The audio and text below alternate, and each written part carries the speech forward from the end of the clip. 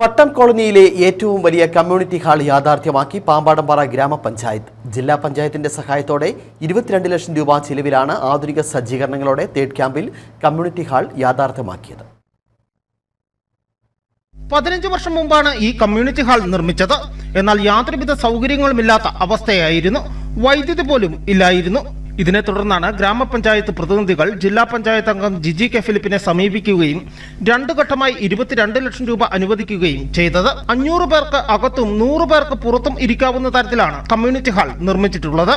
പാചകപ്പുര, കല്യാണ മണ്ഡപം, ശുചിമുറികൾ തുടങ്ങി ആധുനിക സൗകര്യങ്ങളോടുകൂടി പൂർണ്ണമായും വൈദ്യുതീകരിച്ചാണ് കമ്മ്യൂണിറ്റി ഹാൾ നാടിന് സമർപ്പിച്ചത്.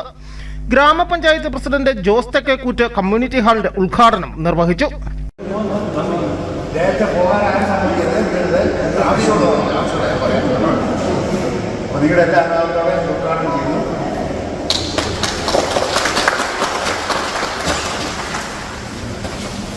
പഞ്ചായത്ത് വൈസ് പ്രസിഡന്റ് സരിത രാജേഷിന്റെ അധ്യക്ഷതയിൽ ചേർന്ന യോഗത്തിൽ മുൻ പഞ്ചായത്ത് പ്രസിഡന്റുമാരായ S Mohanan, P T Shihab, standing committee chairman CV Anand, Janata public library president Ramesh Krishnan, panchayat ജീവനക്കാർ, പൊതുപ്രവർത്തകർ തുടങ്ങിയവർ പരിപാടിയിൽ പങ്കെടുത്തു.